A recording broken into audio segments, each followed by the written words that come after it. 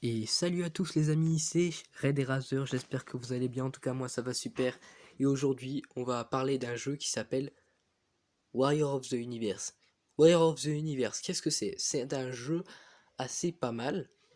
Quand je dis pas mal, c'est qu'il a des points bons comme des points nuls à chier. Comme on va dire les points bons, c'est un jeu de farm, du coup on peut gagner des nouveaux équipements en remportant des towers. Des towers. Qu'est-ce que c'est une tower? C'est un mini-jeu où vous devez affronter plusieurs boss. Boss que j'appelle les personnages. Les personnages vous devrez affronter par exemple, ça dépend. Plus votre tour, par exemple si vous prenez, plus votre tour est compliqué, plus vous aurez de personnages à affronter. Plus votre tour est facile, par exemple si je prends la Easy Tower, j'aurai 4 personnages à battre au grand maximum. Mais si je prends la Normal Tower, ce que je farm tout le temps, j'aurai des personnages assez bons déjà. Ce sera exactement le même personnage sauf que leur niveau sera un peu plus élevé. Et ben tout simplement, euh, je gagnerai des bons équipements. Je dis pas que dans la Easy Tower on gagne des mauvais équipements, non. Mais je dis juste que c'est des équipements qu'on n'a rien à faire. À quoi servent les équipements? Ceci est très simple. À créer des personnages. Comme vous pouvez le voir, j'ai créé 3 personnages sur le thème Dragon Ball. Keita qui est un Namek, même s'il est un peu mal fait, oui je sais. C'est un peu normal, c'est parce que je suis pas un expert. Il est un peu mal fait. Et Zaiko qui est mon personnage à moi, sur lequel je me suis inspiré d'un personnage connu qui s'appelle Bardock pour le faire. Par exemple, sa première version non transformée, je me suis inspiré des cheveux de Bardock, du bandeau, de, de la couleur de peau de Bardock, et je me suis inspiré aussi de ses techniques. Même si là, vous pouvez voir que les techniques que j'ai, c'est pas les meilleures que je peux avoir sur un personnage. En fait, ça dépendra de vos choix du perso ou le choix de votre combo. Par exemple, si vous faites un combo assez rapide, vous choisirez des techniques qui coûtent pas beaucoup de ki, le temps que l'adversaire est par terre et qu'il se relève, et qui reviennent vers vous à la charge, vous aurez le temps de faire ces techniques. Ou si vous jouez un personnage ultra lent, vous choisirez des combos qui envoient l'adversaire voler dans les airs, c'est-à-dire à voler un peu plus loin, vous chargerez votre ki le temps qu'il se relève, et il va revenir.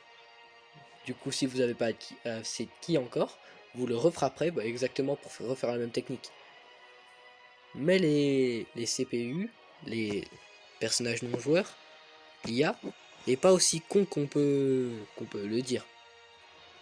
Par exemple, je vais prendre Zaiko, mon personnage à moi, et je vais faire affronter Dakar, qui est un personnage supposé ressembler à Darkseid.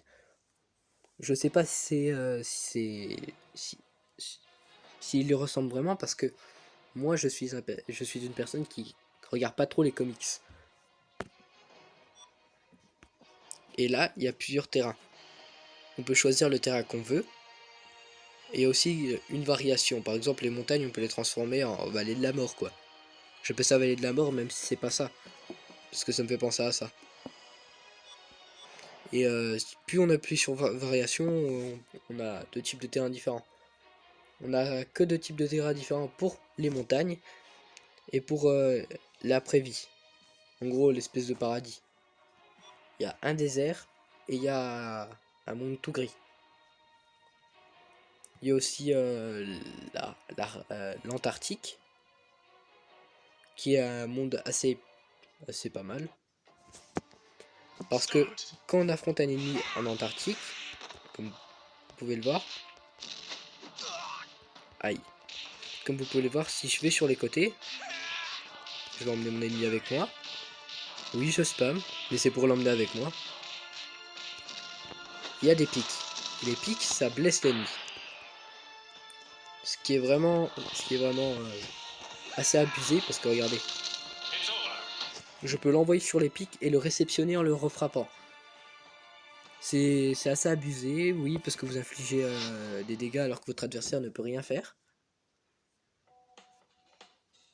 Ah, ça aussi c'est un autre point négatif du jeu. Il y a beaucoup de pubs. Je sais que c'est pour sponsoriser le créateur pour qu'il continue, mais vu comme il y a beaucoup de pubs, c'est assez chiant de jouer avec le Wi-Fi. Du coup, si vous voulez mon conseil, jouez quand le Wi-Fi est éteint. Éteignez le Wi-Fi de votre téléphone et jouez-y. On peut aussi gagner des équipements avec ce qui est là, ce que j'entoure là. Par exemple, si on clique sur le truc YouTube, on va devoir s'abonner à 2 chaînes. Il y a la chaîne de Herbito et la chaîne de Player Up. Petit conseil, ce n'est pas des chaînes françaises. Alors si vous abonnez à ces chaînes, n'activez pas la cloche si vous n'êtes pas français. Malheureusement, le jeu est qu'en anglais ou en espagnol. En portugais aussi, au passage. Ça casse pas 3-4 à un canard. Et on peut régler la difficulté des bots. Moi je vous conseille de mettre easy parce que sinon les bots, quand vous ferez des combats normaux, ils vous défonceront la gueule. Il y a plus de chances qu'ils vous défonceront la gueule qu'autre chose. Si c'est en AV1, vous pouvez gagner. Si c'est en 1v2, ça dépend du personnage que vous jouez. Mais en 1v3, ils vous défonceront la gueule. Ils spammeront les attaques et vous laisseront pas de répit. Sinon, il y a les challenges. Les challenges, qu'est-ce que c'est un challenge? On vous met face à un personnage random. Pas random, mais par exemple, là c'est Dracula. On va affronter un espèce de vampire qui, quand il te frappe, il régénère ses PV. Et on gagne de l'argent, mais ça c'est pas le bon truc. Par exemple, il y a aussi le challenge Red Warrior qui est pas mal, qui vous fait gagner la même coupe que moi. Là, j'affronte un personnage totalement random créé par le jeu.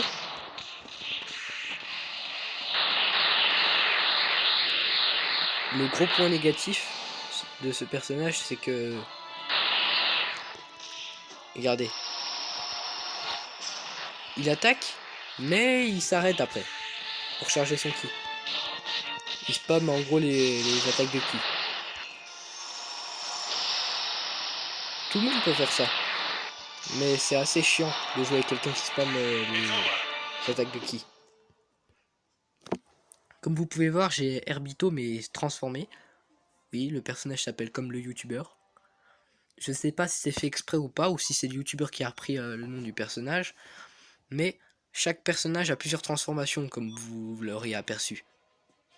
Le personnage rouge n'est pas une transformation de Berserker, malheureusement. Oui, on est tous déçus. Le personnage rouge, c'est un personnage random que vous pouvez créer vous aussi si vous voulez, mais je trouve pas l'intérêt de créer un personnage random qui me donne pas envie de jouer avec. Vous pouvez aussi acheter des personnages, mais les personnages achetés, ce sont des personnages déjà créés, ils ont des statistiques. Votre personnage, lui, il est neutre. Par exemple, on va dire, je sais pas, exemple tout con, je sais pas combien mon personnage a de PV, a de HP, ou combien mon personnage fait de dommages, ou combien mon personnage a de rapidité. Ça se trouve mon personnage c'est la pire des grosses merdes et je ne sais pas. Et je ne peux rien faire pour le changer. Du coup, ça c'est pas mal chiant. Vous pouvez aussi avoir d'autres personnages. Je crois qu'on débloque des personnages, je suis pas sûr. Mais après, ceux qui connaissent ce jeu, vous pouvez les mettre dans les commentaires. Bref, je suis franchement déçu parce que dans la licence des héros, quand je parle de la licence, je parle des personnages qui sont supposés représenter les héros. On a un héros qui s'appelle Volt et un autre qui s'appelle Hunter. Volt, il me fait penser à Flash, du coup je pense qu'il a été inspiré de Flash. Et Hunter, lui, je crois c'est Deadshot. Mais dans ses combos, il y a un petit peu de Batman. Ce qui est assez bien pensé. Mais ce qui aurait été mieux et plus simple, c'est de mettre plus de personnages héros et de mettre beaucoup plus de personnages Naruto aussi. Shinigami, je sais pas, je connais pas. Mais si le créateur passe voir cette vidéo, sache que, mec, ton jeu, il est vraiment pas mal. Faut juste que tu retiennes les conseils. Il n'y a pas assez de personnages à acheter. Genre en l'espace de quelques... Par exemple, Si vous jouez pendant 2 heures en faisant des towers, vous pouvez tout acheter. Moi, ça fait pas beaucoup de temps que j'y joue. Et honnêtement, j'ai presque tout. En vérité, j'ai juste acheté les Saiyans et le personnage Volt. Pourquoi? Tout simplement parce que je suis un fan de Dragon Ball. Et je trouve qu'avoir un berserker qui se transforme entre un berserker qui se transforme et entre un hunter, je préfère quand même le berserker qui se transforme et qui devient absolument abusé, pas vous? Mettez-moi votre avis dans les commentaires. Lequel aurez-vous choisi entre berserker et hunter? Bien évidemment, la transformation, on la met du côté, la transformation berserker, la transformation de berserker, on la met avec le personnage, quoi. Parce que sinon, tout le monde va choisir hunter. Mais il faut savoir que pour se transformer, il faut un petit peu de temps. Il faut que toute votre barre de ki puisse se remplir à fond. Et vous continuez à rester appuyé sur le bouton pour charger son ki. Le système de jeu de création, il est plutôt pas mal, je trouve. Même s'il y a un truc qui me déprime, c'est que des fois on voit des trucs sur les personnages qui nous hype. Par exemple les combos. J'ai envie de faire le combo de... Le combo de... Il est où le combo? Ah là, j'étais dessus, c'est juste que je suis un peu débile. Par exemple, j'aimerais avoir le combo de Herbito Super Saiyan bleu, le combo coup de poing Herbito Super Saiyan bleu. Ah ben, il y est pas. Ce qui est franchement très dommage. Parce que le jeu, il a un bon potentiel. C'est juste que on trouve pas les bons combos. Aussi, sur ce jeu, qu'est-ce qu'il y a d'autre à dire? Le mode online, le mode online.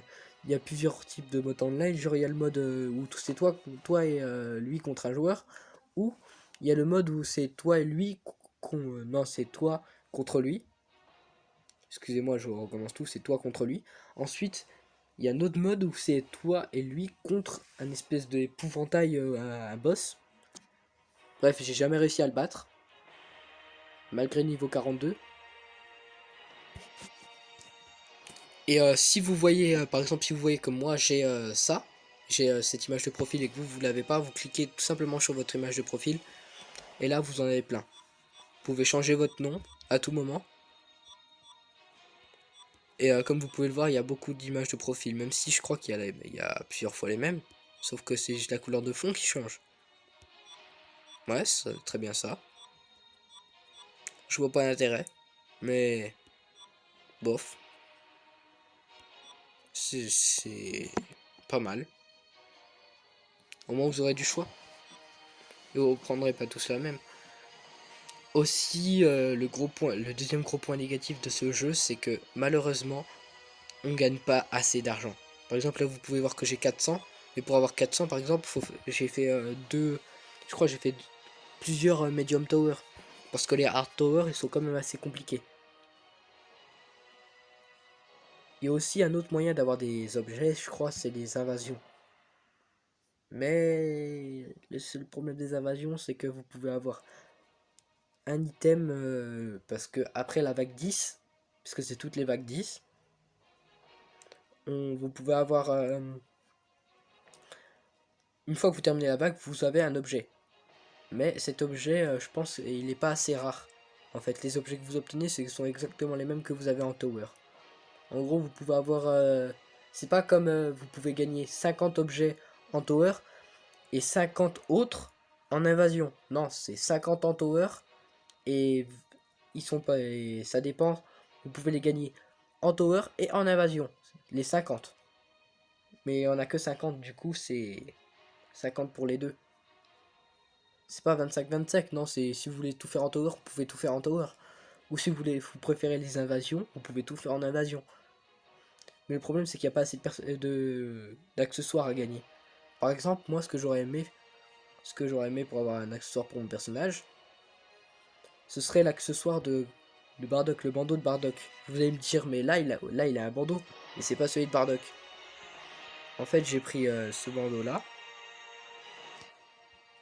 le bandeau de Naruto, et je l'ai changé de couleur. Vu comme on voit que le devant, j'ai changé de couleur, même si on voit pas l'arrière. Ce qui est franchement dommage. Parce que mon personnage, moi, il est inspiré de Bardock. Il y a aussi beaucoup de choix de coupe de cheveux. Pour ceux qui n'aiment pas certaines coupes de cheveux. Si vous n'avez pas les mêmes que moi, ne vous inquiétez pas. C'est parce que moi, j'ai joué dans le jeu et j'ai débloqué des coupes de cheveux. Par exemple, juste avant, j'ai débloqué celle-là. Je l'utiliserai pas. Et je l'aime pas. Mais je l'ai débloqué. C'est déjà ça. On y a aussi des pauses. Mais je pense que c'est pas fini. On peut avoir deux pauses. Soit la pause du mec de base. Que vous aurez à chaque fois que vous jouerez, vous serez un personnage de base. Ou la pose combattant que je trouve vachement plus stylée pour un Saiyan. Ensuite, vous pouvez customiser les yeux, l'iris, la face. C'est là où j'ai mis le bandeau. Ou le masque. Le masque, c'est si vous voulez.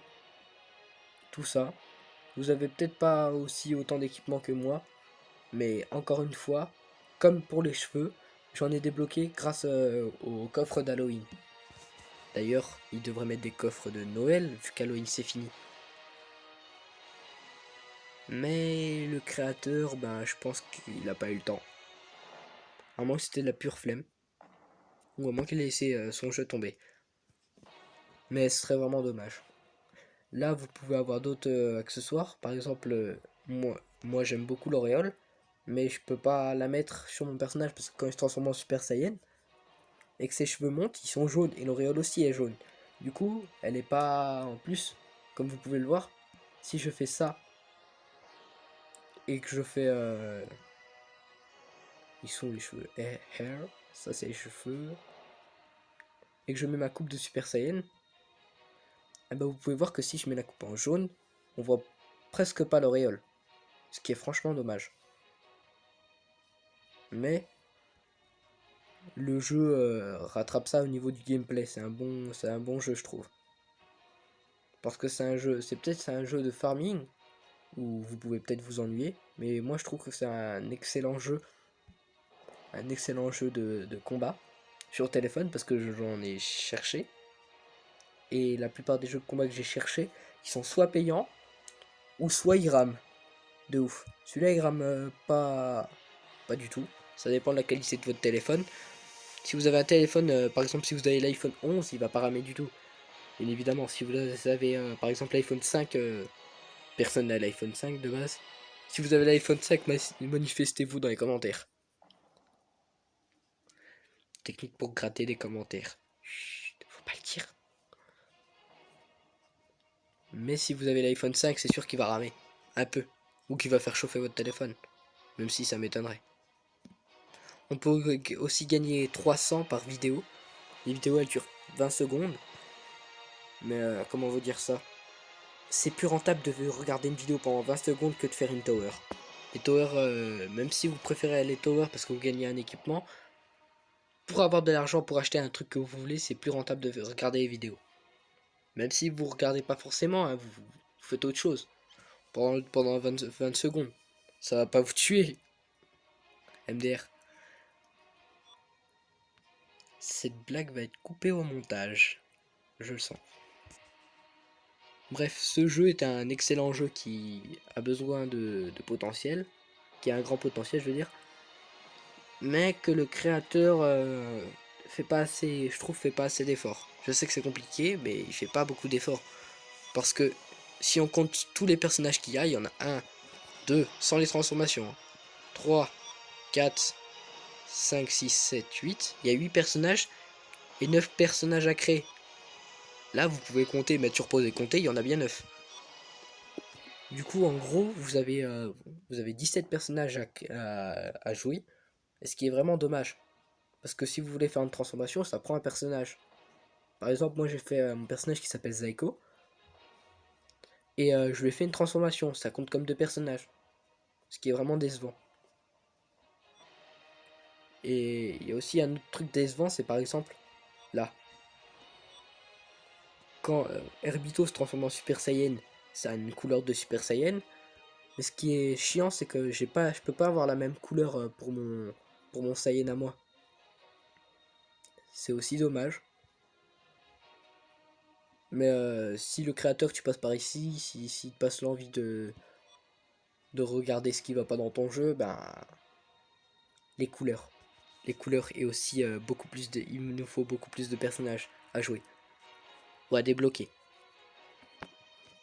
Il y a aussi un truc, Herbito on le débloque pas comme ça en fait. Pour le débloquer, il faut faire 50 victoires. Herbito normal, hein. Avant d'avoir les transformations, je vous rassure, il faut le normal. Bien évidemment. Herbito normal, pour l'avoir, il faut faire 50 victoires ou battre 50 ennemis. Ce qui est largement faisable. Si vous aimez bien le jeu. Si vous aimez pas le jeu, c'est sûr. Déjà, si vous aimez pas le jeu, à quoi ça sert de l'avoir installé? Bref, c'est la fin de cette vidéo. À partir de 5 abonnés, je ferai des vidéos sur deux autres jeux en coop, des vidéos. Par exemple, je ferai des vidéos sur mon téléphone toujours parce que j'ai envie. Sur Call of Duty à partir de 5 abonnés, je ferai des vidéos Call of Duty et à partir de 5 likes sur cette vidéo, je je regarderai les commentaires pour voir si vous préférez que je fasse des vidéos sur ce jeu-là, là, ou sur Dragon Ball Legend, qui est un jeu extrêmement bien, je trouve. Bref, c'est Red Eraser, à la prochaine.